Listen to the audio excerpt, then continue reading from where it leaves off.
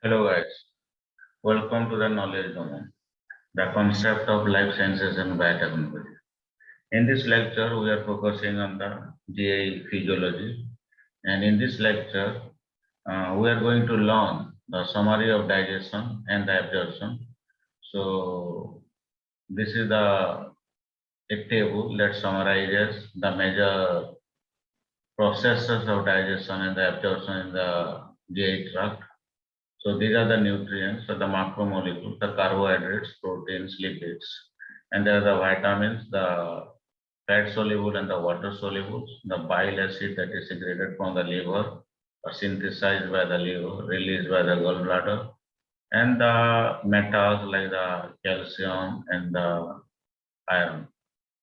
Okay. So the end product of the digestion of the carbohydrates are monosaccharides that has to be absorbed. But in case of the proteins, it can be amino acids, dipeptide, tripeptides. They are absorbed into the intestinal epithelium. And in case of the lipids, the end product of the digestion are the fatty acids, monoglycerides, and the cholesterol. And this is the iron. This is absorbed in the form of the ferrous forms.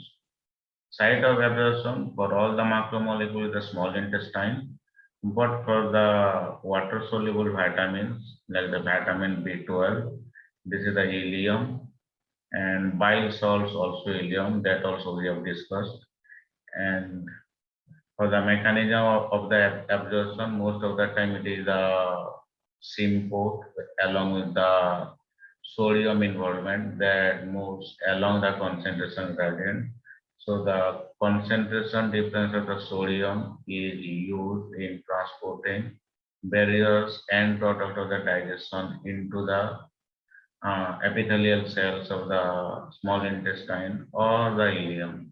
So sodium dependent glucose and the galactose. And for the fructose, it is the facilitated division, means it moves along the concentration gradient. For the amino acid di and tripeptide, it is the sodium dependent that we will discuss. And for the fatty acids, they are means transported across the epithelial membrane by the help of the micelle because they dissolve with the lipid membranes, and the diffusion of the fatty acids into the cells and in the form of the monoglycerides and the cholesterols, where there will be the reesterification that also we discussed, and the chylomicrons that goes into the lacteals of the lymphatic vessels before going into the blood circulation. The fat through the micelle with the bile salts, then water with the sodium dependent co-transport like the proteins and the carbohydrates, and vitamin B12 with the help of the intrinsic factor that also we discussed, and the bile acid, it is sodium dependent co-transport. So most of the assimilation or the absorption is through the sodium dependent co-transport process. And the calcium is vitamin D dependent. This is cal binding D28K that also we'll discuss. And ferrous form bind to the apoferritin and transferrin when they are absorbed into the cells, then finally the destination is the blood. Small intestine surface area, it is very high. That is to increase the efficiency of the absorption, and it is possible because of the cross border nature of the small intestine epithelium. So first we will go for the carbohydrate digestion and the absorptions. So as I discussed in the previous slide, that only the monosaccharides are absorbed, and the three major monosaccharides are the glucose, galactose, and the fructose. So in the saliva, there is the alpha amylase that is also present in the pancreatic juice, but the digestion initiated in the saliva itself. That hydrolyzes 1,4-glycosidic bonds present in the starch, and it makes the smaller form of the carbohydrate, that is the maltose, maltotriose, and the alpha limit dextrin. Then the maltate, dextrinase, and sucrase in the intestinal cross border they convert the oligosaccharides into the glucose, and the lactase, trehalase, and the sucrase further hydrolyzes the disaccharides into the monosaccharides. So the lactase, trehalase, and the sucrase, these are the enzymes. They breaks the bonds of the disaccharide to make it monosaccharide, where the maltase, dextrinase, and the sucrase oligosaccharide to the glucose. So these two are same. So the lactase means glucose and the galactose, because lactose is made up of glucose and galactose. Trehalose is made up of the glucose, so trehalase make it monosaccharide glucose. And the sucrase, it breaks the bond between the glucose and fructose that is present in the sucrose.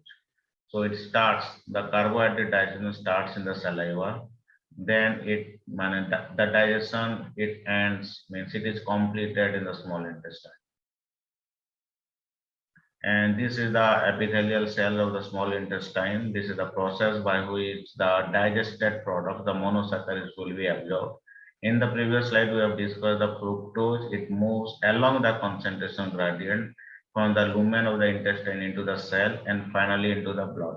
So fructose transport exclusively by the facilitated diffusion. So there is a concentration gradient from the lumen to the cell to the blood, means it is high in the lumen, low in the, or the medium in the intestinal cell, and it is low in the blood. So there is a movement along the concentration gradient. Whereas the glucose and the galactose, this protein is a carrier and it is known as the SGLT1.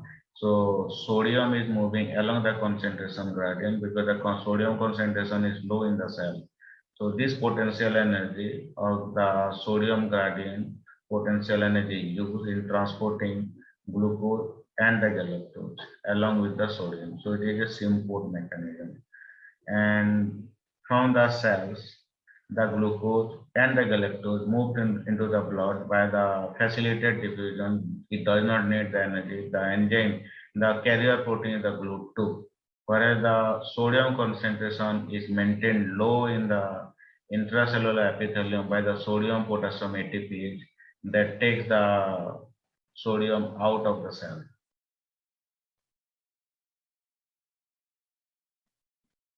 In the protein digestion, there is the endopeptidase that breaks the peptide bonds which is present inside the protein, while the exopeptidase it hydrolyzes the amino acids started from the C terminus of the protein. So it starts, the cleavage or the hydrolysis starts from the C terminus of the protein in the exopeptidase, whereas any part within the protein, it is the endopeptidase. Pepsin is not essential for protein digestion, but it is secreted in the stomach, and it is secreted in the form of the pepsinogen, which is inactive, and it becomes the active pepsin in the form of the acidic pH in the present. So acidic pH that is found in the stomach lumen. So these are the pancreatic proteases, trypsin, chymotrypsin, elastase, carboxypeptidase A and the B. So they are secreted into the or released into the duodenum in the inactive form, like the trypsinogen. So trypsinogen is inactive, it becomes active to the trypsin. This is an active form, and this inactive to active is made by the enterokinase, that is a cross border enzyme found in the duodenum. Then this trypsin further catalyzes in converting trypsinogen to trypsin, means it is a positive feedback mechanism. Along with this trypsin also convert chymotrypsinogen, pro-elastase, pro-carboxypeptidase A and B into their active forms. So first trypsinogen is converted into active trypsin, then it itself catalyzes its own activity, and it also makes active the following these enzymes. And the pancreatic proteins degrade each other and are absorbed along the dietary proteins. This happens when there is the complete digestion of the chyme, means food material present in the chyme that is emptied from the stomach and present in the small intestine. So after the completion of the digestion, these enzymes of the pancreatic secretion, they themselves are also they degrade each other and they are absorbed in the form of the amino acids or dipeptides or tripeptides. So absorption of the proteins in the form of the amino acid, dipeptides and the tripeptides. So the free amino acids. For the free amino acid, there are four separate carriers: the neutral, acidic, basic, and the amino acids. Okay. So this is the way how the amino acids, di and tripeptides are transported across from the gut lumen into the blood. So like glucose and the galactose, this is sodium dependent amino acid transport, and this is a sodium dependent di and tripeptide.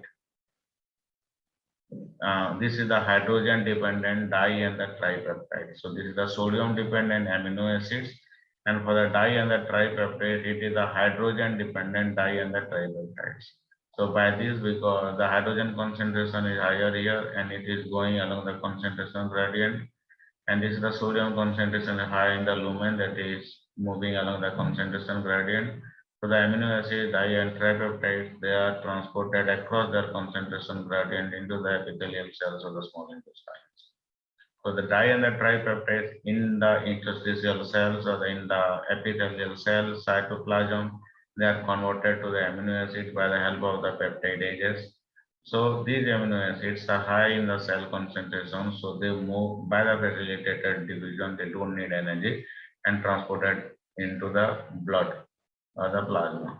So as we discussed earlier, the sodium concentration is maintained low in the cytosol of the cells by the help of the sodium potassium ATP. So the mechanism of the transport of the monosaccharides and the amino acid di and tripeptides are almost similar. So amino acids and monosaccharide were the sodium dependent amino acid or the glucose transport, and this is the hydrogen dependent di and the tripeptide transport. And on the cell to the blood, this is a facilitated diffusion in both amino acids as well as the monosaccharide case. And the intracellular sodium concentration is maintained low by the help of the sodium potassium ATP. They pumped out sodium from the epithelial cell cytoplasm into the blood. Okay. So di and tripeptides absorb faster than the free amino acids. So this absorption is faster. So coming to the lipid digestion and absorption, we know that there is a lingual lipase in the saliva that initiates the lipid digestion, that convert the triglycerides into the monoglycerides and the fatty acids. Then in the stomach, the mixing happens, and because of that, the larger food molecules it become the smaller one, droplet. Because of that, the surface area increases, and this is also called the chyme. Because there is a larger surface area, they are more exposed, there is a better exposure of the macromolecules or the nutrients to the enzymes. And CCK slows the gastric emptying. That also we have discussed. So in the small intestine, there is a secretion of the bile or the release of bile from the gallbladder that emulsify the lipids, so they increase the surface area. And pancreatic lipase hydrolyzes lipid to fatty acids and monoglycerides, cholesterol, and lysolecithin, the building blocks of the lipids. These are the end products of the digestion of the lipids. The enzymes are pancreatic lipase, then cholesterol ester hydrolase, and the phospholipase A2. The hydrolytic product of the lipid digestion are solubilized in the micelle by the bile salt, because these are the fat soluble lipids are lipid soluble, so they are solubilized by the micelle. So micelle bring the products of the lipid digestion because micelle molecules are amphipathic. So they have a hydrophobic inside and the hydrophilic outside. So the hydrophobic substances are trapped inside and they are bring close to the epithelium, and where they fuses and the content is released into the cytoplasm of the epithelial cells or the interstitials. And then the fatty acids, monoglyceride, cholesterol, the end product of the lipid digestion, diffuses across the luminal membrane into the cell because these are fat soluble, so that they can directly diffuse into. Glycerol is hydrophilic, means the one of the constituent, one of the building blocks of the lipids is glycerol. There are the OH group, so it is hydrophilic, so they don't need the micelle. And the interstitial cell, the products of lipid digestion are re-esterified into the triglycerides, cholesterol ester, and the phospholipids. With apoprotein, they form the chylomicrons. So these are the end products of the lipid that is found in the lumen. Then they diffuse into the cytoplasm of the gut lining epithelial cells, and this is possible because of the micelle that is formed because of the bile. So once they reach the cytoplasm, they are re-esterified into their respective esters with apoprotein and they form a chylomicron. That chylomicron are exocytosed because they are the larger molecules, and these are the larger molecules, so they cannot go into the capillaries which are very small. So they are transported into the lacteals or the limb vessels, and from the limb vessels, they through the thoracic duct, they go into the bloodstream, and the lymphatic system we have discussed in the one of the previous lecture that focus on the basic immune system. So to know what is the lymphatic system, you can visit that lecture and you can understand it. So the lipids are digested and that is moved into the cytoplasm of the epithelial cells. There they are reconverted into the re-esterified and it's called the chylomicrons in the presence of the apoprotein. These chylomicrons through the exocytosis move into the lymphatic vessels, and these lymphatic vessels takes these chylomicrons into the bloodstream through the thoracic duct. Then absorption and the secretion of the electrolytes and the water. These electrolytes and the water may cross epithelial cell by either cellular or the paracellular routes. So one, whatever till now we have discussed, those are all cellular routes because they have to cross the plasma membrane of the gut epithelium or the intestinal epithelium. But electrolytes and water can pass through the paracellular routes. The permeability of the tight junction, we have discussed that in the junction, cell-cell junction lecture, there are the many types of the junctions. One of them is a tight junction that is found in the epithelium mostly.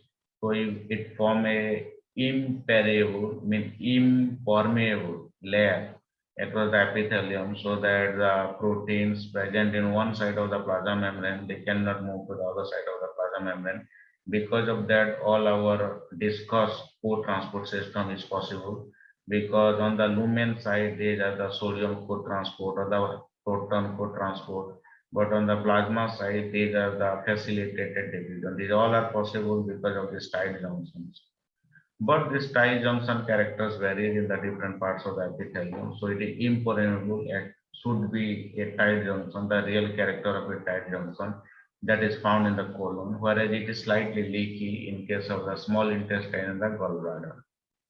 In the colon, it is tight and it is leaky in case of the small intestine and the gallbladder. So coming to the sodium chloride, it is passive diffusion through the sodium channel because it is always moving along the concentration gradient. And this sodium concentration is helping in transporting the other digested material against their concentration gradient to the SIMPOD or the co-transport mechanism, like the sodium glucose, sodium amino acid co-transport, then sodium chloride co-transport, sodium hydrogen exchange.